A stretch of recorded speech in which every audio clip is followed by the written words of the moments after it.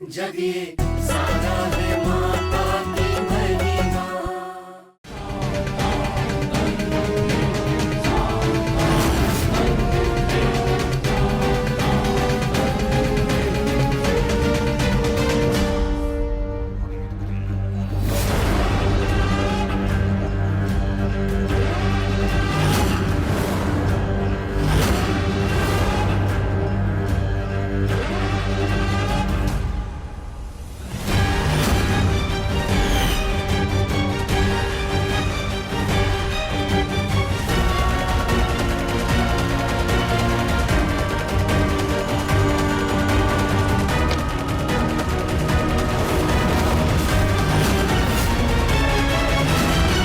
तुम्हारे अंदर निहित शक्तियों को प्राप्त करने के लिए, खुद को सर्वशक्तिमान बनाने के लिए मैंने आज से 12 साल पहले एक बलि दी थी। विजेंद्र रावत की पत्नी, नरेन की मां, आशा की बलि। लेकिन मेरी साधना अधूरी रह गई थी उस माता रानी की भक्त सुमन की वजह से, जो उस वक्त नरेन की प्रेमिका थी, बाद में पत्नी बनी। मैंने एक बार फिर बलि देने की कोशिश की थी जब सुमन अपने बच्चे को जन्म देने वाली थी, पर वो भी विफल रही। मगर आज एक बार फिर किस्मत मेरे साथ है। सुमन और उसकी बेटी खुद इस घर में वापस आ गई है। फिर वही रात आने को है, वैसा ही योग बनने जा रहा है। हे काली शक्तियों की किताब, तुमने उस वक्त भी मुझे राह दिखाई थी और आज भी तुम्हें मुझे राह दिखानी होगी,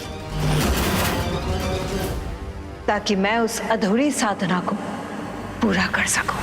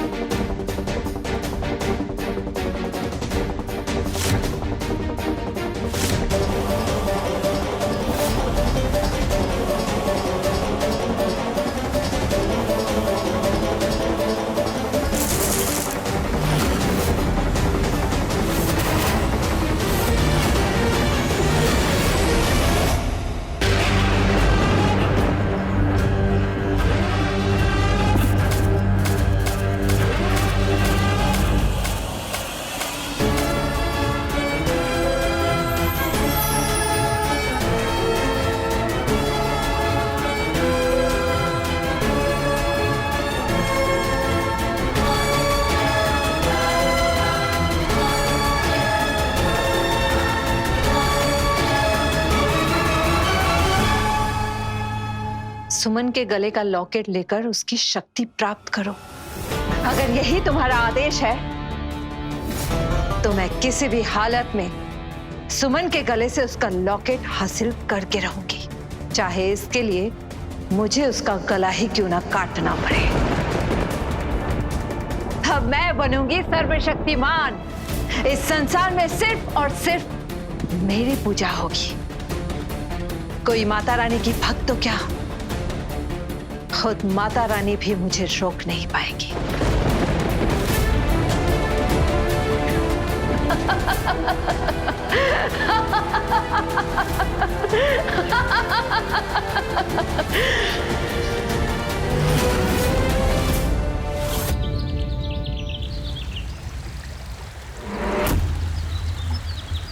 इंद्रानी, नरेन, सारे के सारे जल्दी मंदिर में आओ।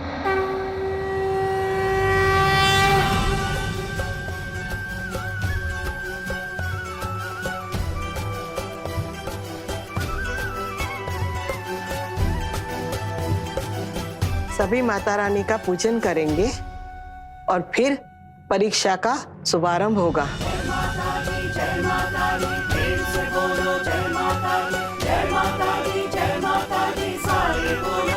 वरुणी, सुमन, तुम दोनों आओ, माता जी से आशीर्वाद ले लो।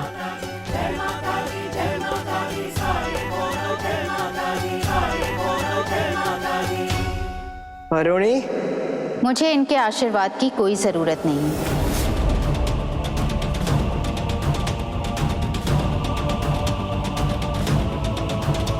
मुझे मेरे और नरेन के प्यार पर पूरा विश्वास है कि जीत मेरी ही होगी।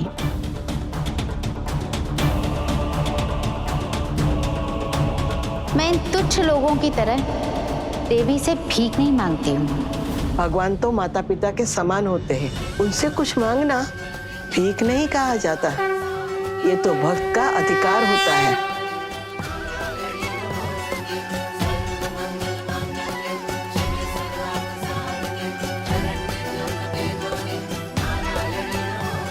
चलिए माँ, हम भी आरती कर लेते हैं।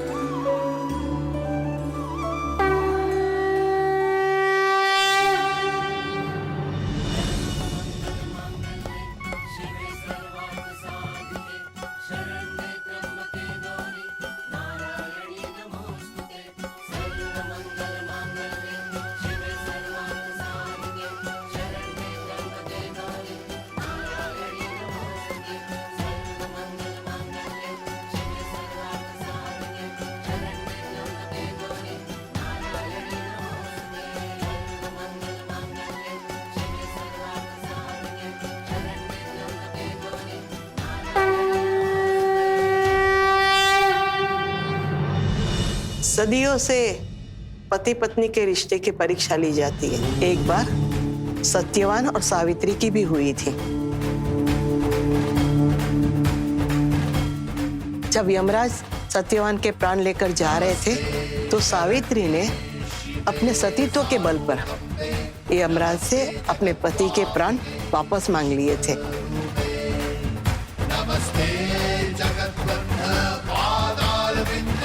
स्त्री अपने पति के लिए कोई भी मर्यादा तोड़ सकती है, नियति को बदल सकती है। तुम दोनों की पहली परीक्षा का आधार भी यही है।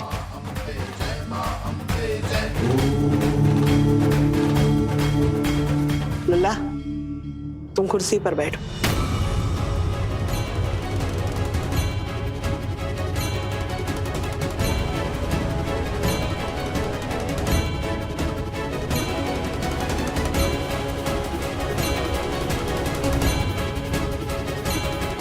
उस घड़े में पवित्र गंगा जल है।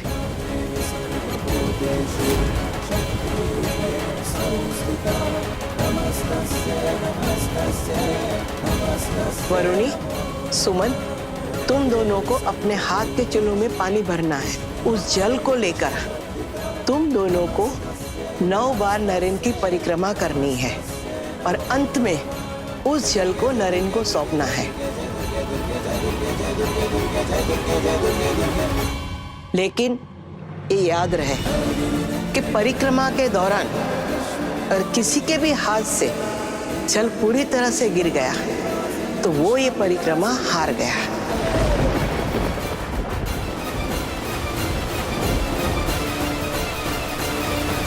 इतना आसान मुकाबला माँ जी? इसमें थोड़ा बदलाव करके इसे और कठिन बनाया जा सकता है।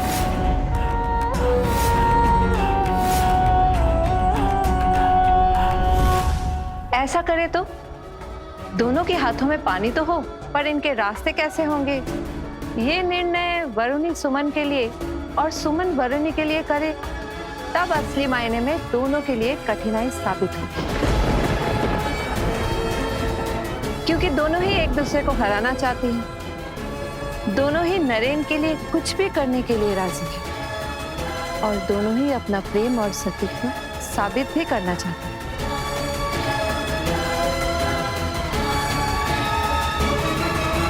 मान गया, बहना तेरा क्या कहना।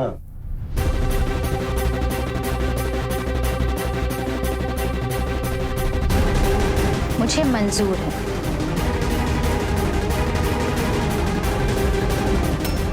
माता,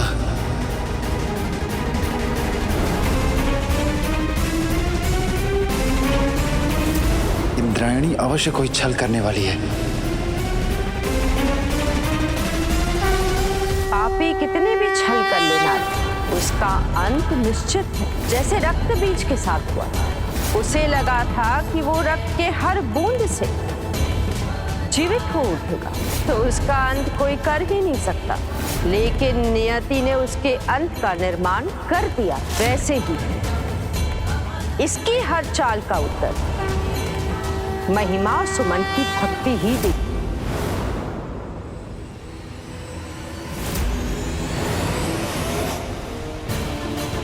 बहू, मैं तुम्हारी बात से सहमत तो नहीं हूं, फिर भी मैं तुम्हारी बात मान लूंगी।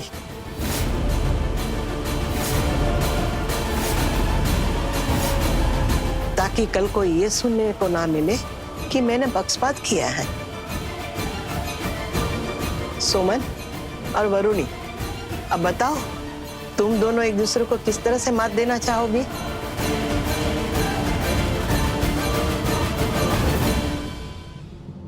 दादी माँ, आपने जो चुनौती दी है, मुझे उसमें कोई बदलाव नहीं करना है। आपका आदेश मेरे लिए सर्वोपरि है। परंतु मैं बदलाव करना चाहती हूँ।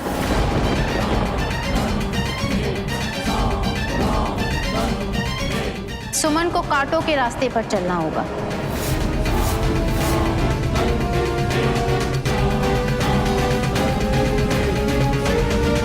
वरुणी, सुमन ने तुम्हारे लिए रास्ता आसान रखा और तुमने उसके रास्ते में कांटे बिछा दिए। सुमन चाहती तो मेरे रास्ते में मुश्किल खड़ी कर सकती थी, पर उसने ऐसा नहीं किया। पता है क्यों? क्योंकि किस्मत मेरे साथ है। किस्मत चाहती है कि नरेन मुझे मिले, वरना मैं भी सुमन की तरह बेवकूफी कर सकती थी। दादी माँ, आपने तो कहा था ना कि किसी भी कठिनाई से डरना नहीं है और ना ही हार माननी है। मुझे हर चुनौती मंजूर है।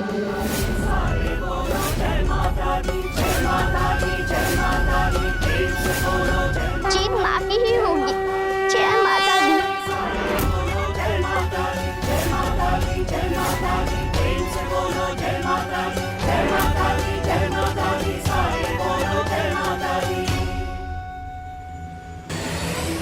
भैया, चलो बनाओ रंगों वाला चक्र मेरी दोनों बहुओं के लिए।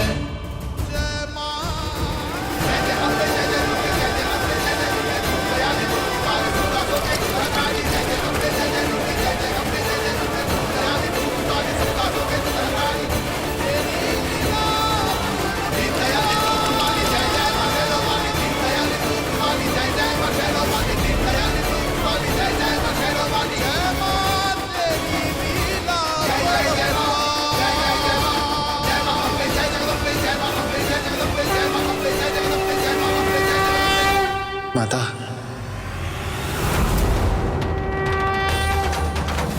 कांटों पर चलकर सुमन कैसे जीतेगी?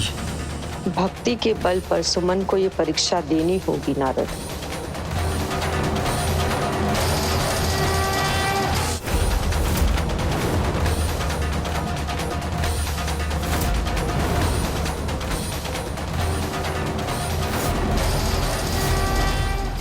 दिनों का समय शुरू होता है अब।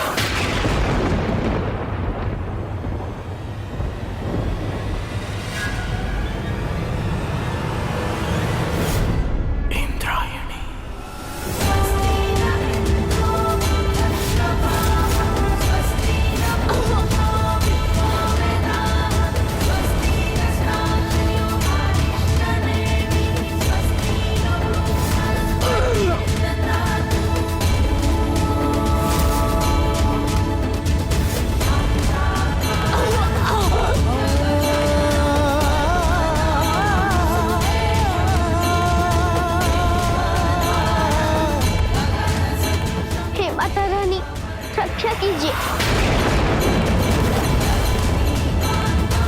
जय माता दी।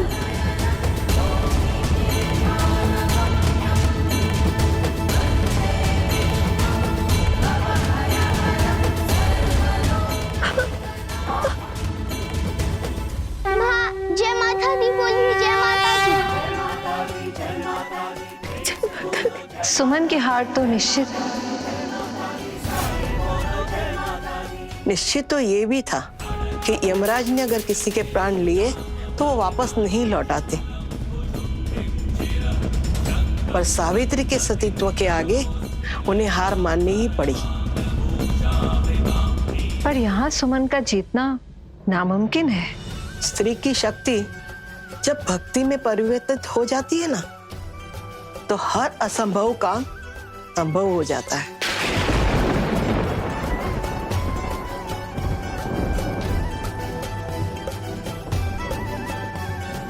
वैसे वरुणी ने सुमन के लिए कांटों का पात चुनकर स्वयं ही बता दिया कि सुमन ही नरेन की पत्नी क्यों बननी चाहिए। सुमन ने सिर्फ इन कांटों पर चलना नरेन के लिए ही स्वीकार किया है।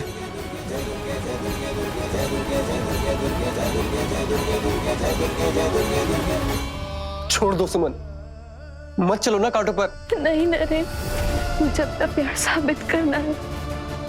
उसके लिए तो मैं कांटों पर तो क्या, चलते हुए अंगारों पर भी चल सकती हूँ।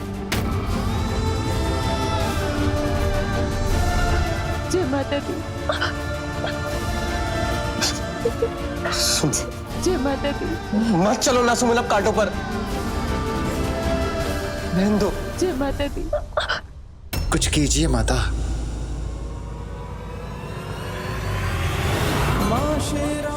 सच्चे प्रेम की परीक्षा महादेव और पार्वती की भी हुई थी, तो नरेन और सुमन की क्यों नहीं होगी। सच्चे प्रेम को ईश्वर का आशीर्वाद होता है। देखते जाओ क्या चमत्कार होता है।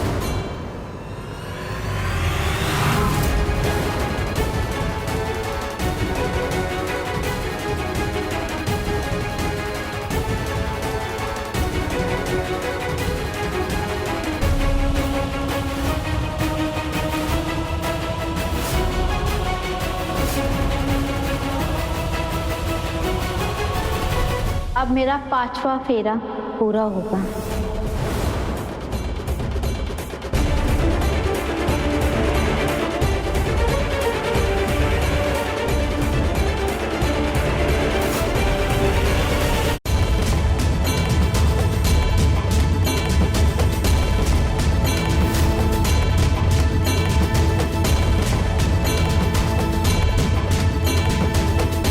मेरे 6 फेरे पूर्ण हुए।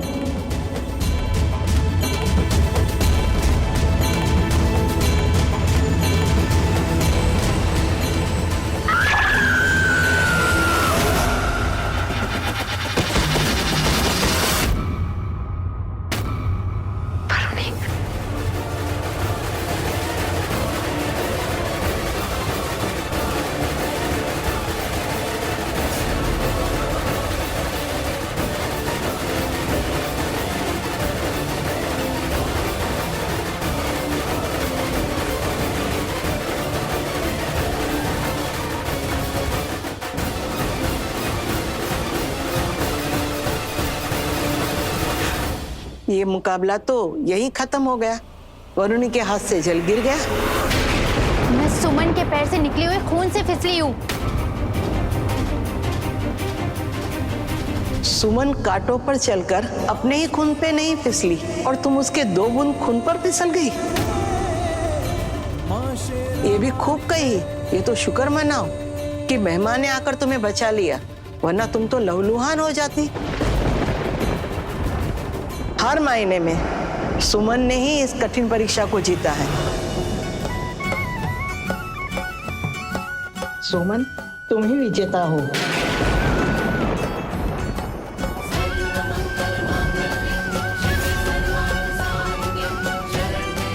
अब अपने हाथों का जल अपने पति के चरणों में अर्पण कर दो।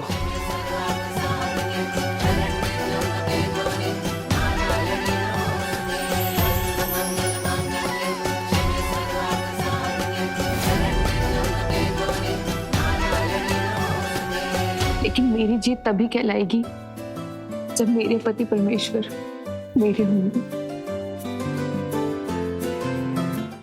अभी और भी परीक्षाएं बाकी हैं। मैं इतनी आसानी से हार नहीं मानूंगी।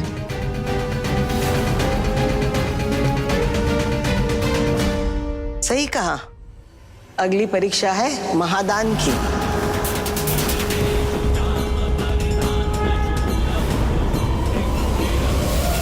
उसका मौका भी आ गया है। वो देखिए, द्वार पर कोई खड़ा है।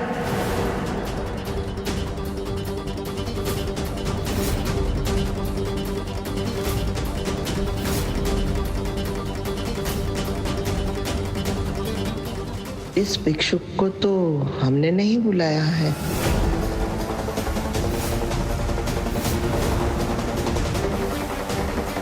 अनुपम भैया यहाँ भेस बदलकर मेरे कहने पर आए हैं। अब होगा माता रानी की भक्ति का अंत।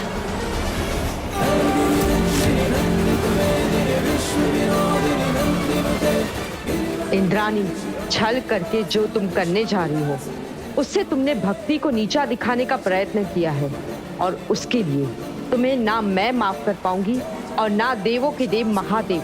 वक्त आ गया है स्वयं महादेव को हमारी सहायता करने की गुहार लगाने का।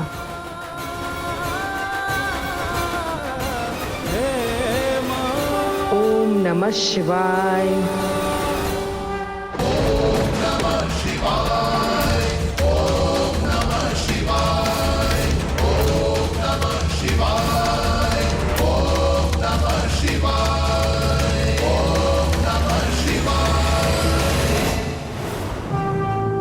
आचार्य,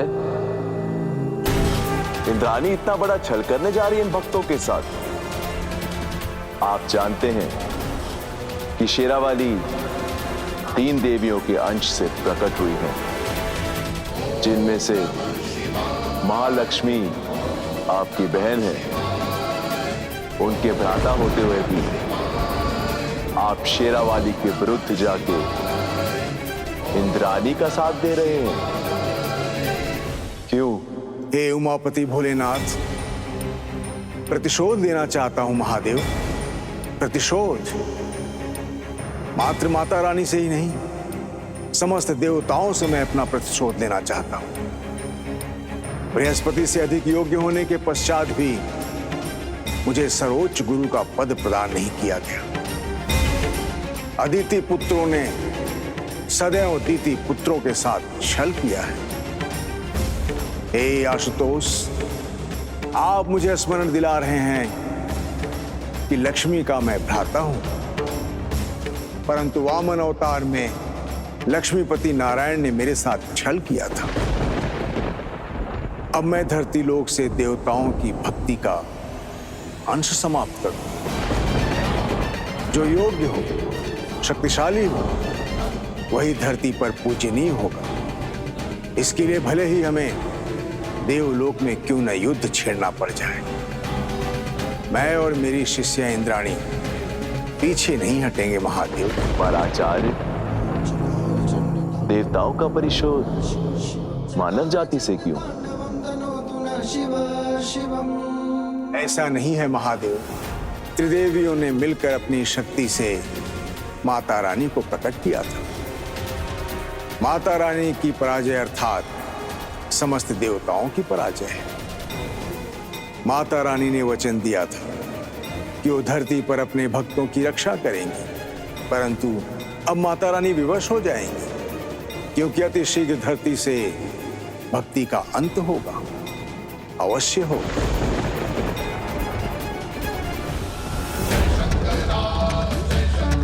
शुक्राचार्य, भक्ति का अंत करने की तुम्हारी इच्छा पूर्ण होना नामुमकिन सा लग रहा है हमें, क्योंकि हम जानते हैं भक्ति में वो शक्ति है जो धरती लोक में मनुष्य के कण कण में बसी। इसलिए सर्व मानव जाति के मन से इस भक्ति को मिटाना इतना आसान नहीं है। हमें इस बात का आभास है, परंतु आपको इसका आभास स्वयं होगा शुक्राचार्य महाराज। अरे बाबा, आप बाहर क्यों हैं? अंदर आइए।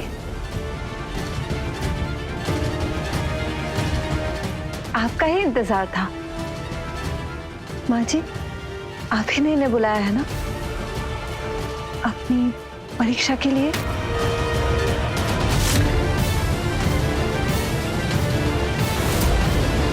मैं अपनी शक्ति का प्रयोग नहीं कर सकती, नहीं तो पहचान लेती ये कौन है। दान होगा कल्याण।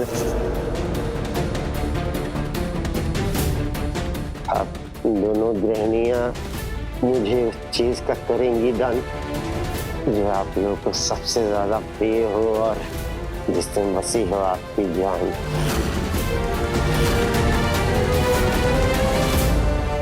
आप कौन है भिक्षुक महाराज?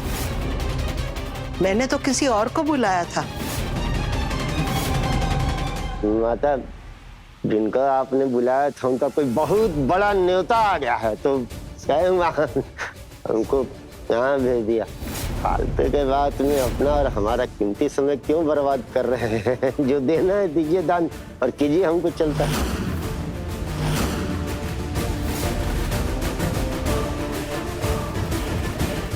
अच्छा हुआ मैंने माँ जी की दूसरी परीक्षा के बारे में चुपके से सुन लिया था। अब इसके जरिए मेरा मकसद पूरा होगा। बस ये भैया थोड़ी ओवर एक्टिंग कम करें।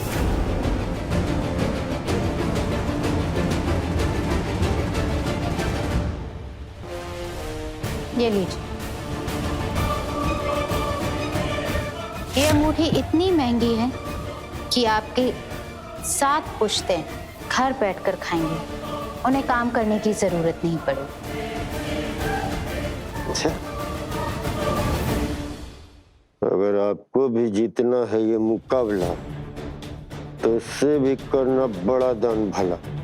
लेकिन बाबा, मेरे पास कोई भी महंगा आभूषण नहीं है।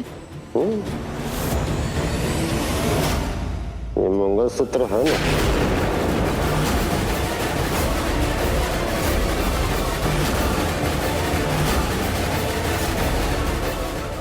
नहीं बाबा, आप चाहे तो मेरे प्राण ले लीजिए, लेकिन ये मंगलसूत्र नहीं। मतलब आप अभी से हार गई? हार को अगर जीत में बदलना है तो करना पड़ेगा कुछ बड़ा और महंगा दान।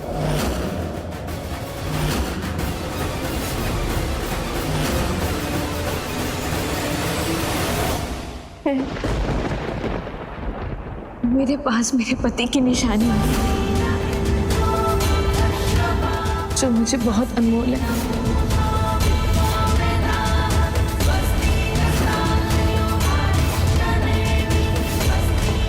कि मेरे पति नरेन ने माता रानी की रक्षा कवच के रूप में मुझे दिया था। ये देखिए ना, नरेन लाए मेरे लिए, खास माता रानी के दरबार से लाए, और कह रहे थे कि जब मैं इसे पहनूंगी तो माता रानी मेरी और मेरी संतान की रक्षा करेगी। मैं अपने पति को वापस पाने के लिए ये रक्षा कवच आपको दे रही हूँ।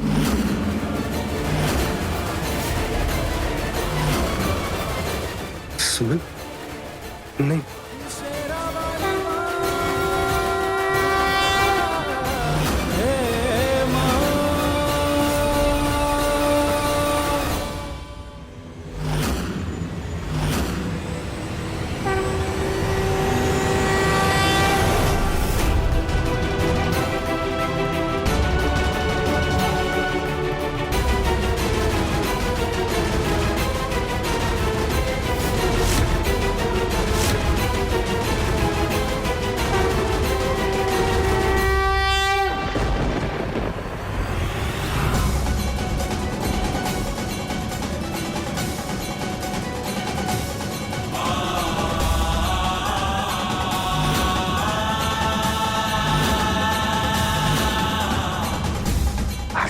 सच में है महान।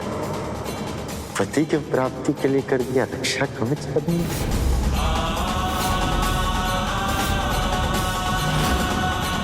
सत्य कहा आपने। महाभारत काल में इंद्र के मांगने पर दानवीर कर्ण ने भी अपना कवच कुंडल दान दे दिया था, जो उसके प्राणों की रक्षा कर रहे थे। आज आपने भी वैसा ही दान दे दिया है, जो आपकी रक्षा कर रहे थे, जो आपके परिवार की रक्षा कर रहे थे।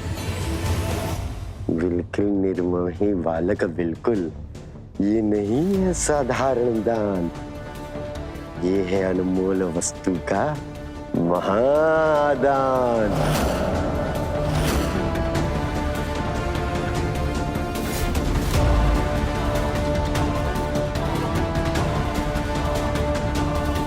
दे दान होगा कल्याण। सबने सुना भिक्षुक ने जाते जाते क्या कहा? सुमन ने अनमोल वस्तु का महादान किया है, इसलिए दूसरी परीक्षा भी सुमन ही जीती है।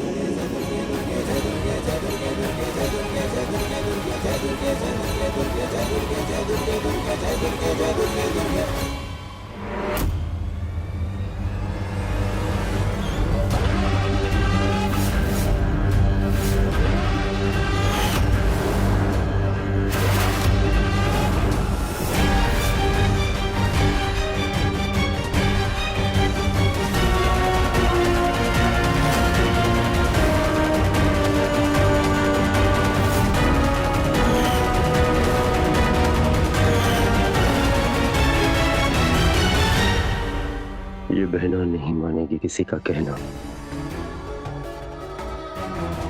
काली सिद्धियां, काली शक्ति।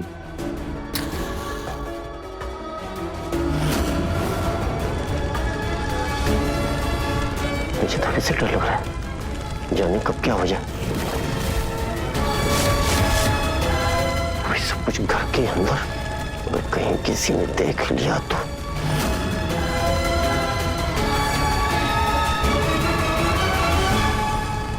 सुमन, सुमन,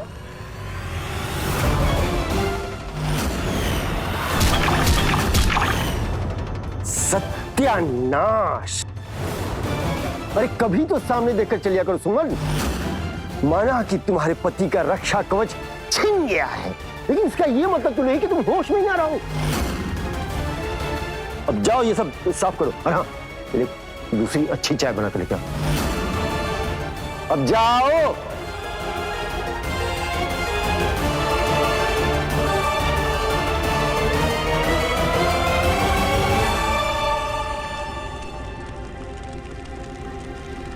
बहनों, जो भी कर रहे हो वो जल्दी कर, अगर किसी ने देख लिया तो।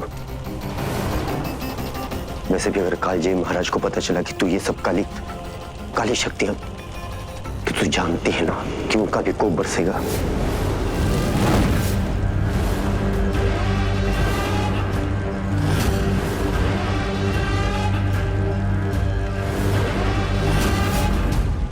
अब चाहे जो हो जाए भैया, मेरे लिए अब रुकना मुमकिन नहीं है। अपनी तंत्र विद्या की शक्ति से मैं इस धरती से भक्ति को हमेशा हमेशा के लिए मिटा दूंगी और मैं बनूंगी भगवान।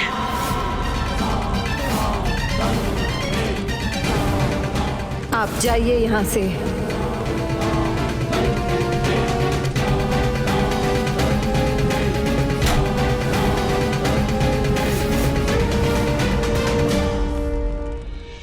माता, जब आपको पहले से पता था कि ये भिक्षुक इंद्राणी का भाई अनुपम वेश बदल के आया है, तब तो आप सुमन का हार इंद्राणी को देने से रोक सकती थी। और माता, उस हार पे तो आपकी छवि बनी है। न जाने इंद्राणी क्या गलत काम करेगी। जानते हो नारद, लोग क्यों कहते हैं कि झूठ के पांव नहीं होते? क्योंकि झूठ ज्यादा दूर तक चल नहीं सकता। इंद्राणी चाहे कितना झूठ बोल ले, चाहे कितना ही छल कर ले, वो ज्यादा दूर तक नहीं जा पाएगी। परंतु माता, इतने में अगर इंद्राणी ने अपना गलत उद्देश्य पूरा कर लिया और सब कुछ नष्ट कर दिया तो? सब कुछ नष्ट करना इतना आसान नहीं होता नारद। प्रकृति को बनाने में मानव अवतार लगे हैं। उसे किसी पापी के कुकर्म से नष्ट कर दे, ये संभव ही नहीं है। इंद्राणी को जो करना है करने दो। हम दोनों अपने सत्य पर अड़िग रहेंगे।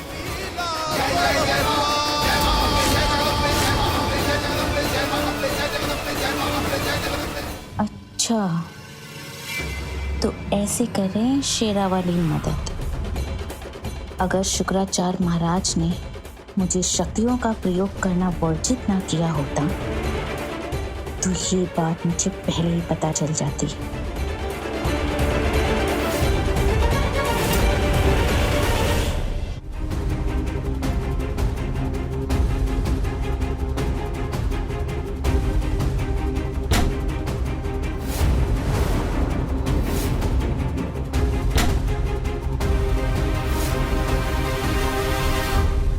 इस सावित्री का अंत करना होगा, भी इतनी शांति से कि ये मुझे श्राप ही ना दे पाए। जब सावित्री का शरीर ही नहीं रहेगा तो माता रानी प्रवेश किसमें करेंगी?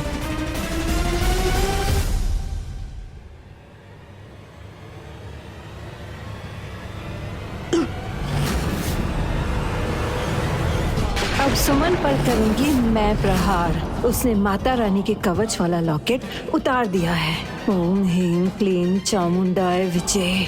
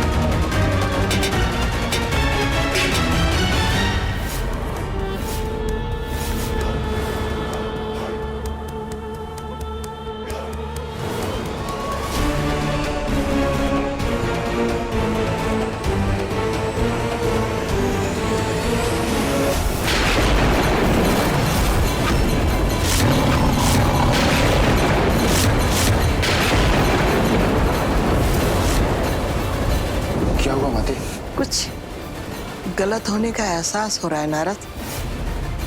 कुछ संकट आसपास मंडरा रहा है। कुछ बहुत बुरा होने वाला है।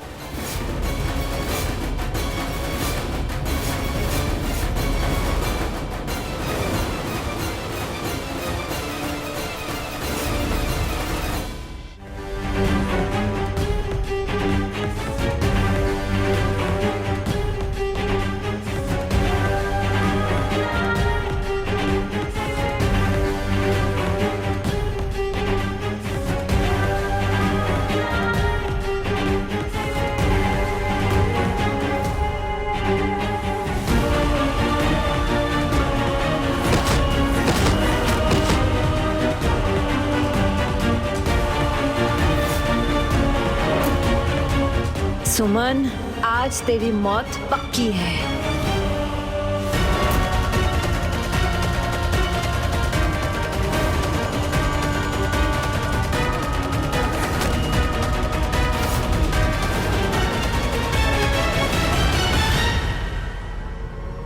क्या हुआ माते? कुछ गलत हो रहा है नारद। मैं देखता हूँ माते।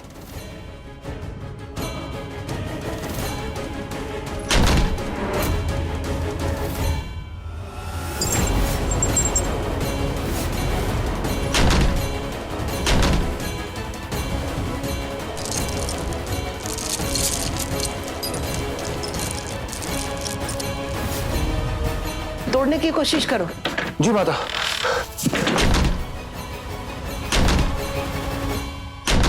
अब रहो दोनों बंद अंदर, मेरा उपहार तुम्हें बहुत जल्द मिल जाएगा।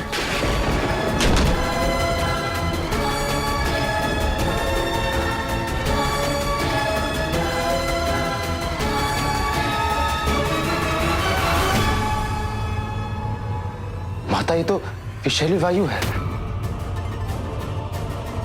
अगर ये हमारे मार्गी शरीर में प्रवेश कर गई तो मृत्यु संभव है। फिर हम इस घर से भक्ति को मिटने से नहीं रोक पाएंगे माते।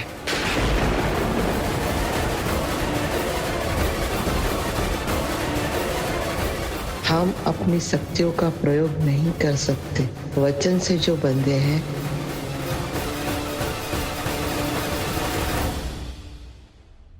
अब बोलो, बिना चमत्कार किए बचा पाओगे उस शरीर को जिसका उपयोग करके धरती पर उतरे थे?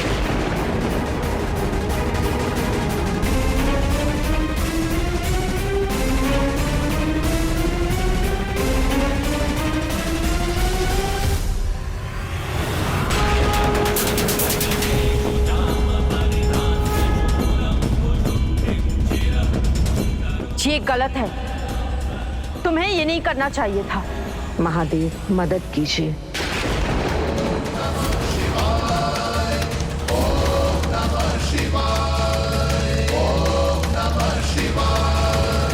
ये कैसा अनर्थ होने जा रहा है इस धरती पर?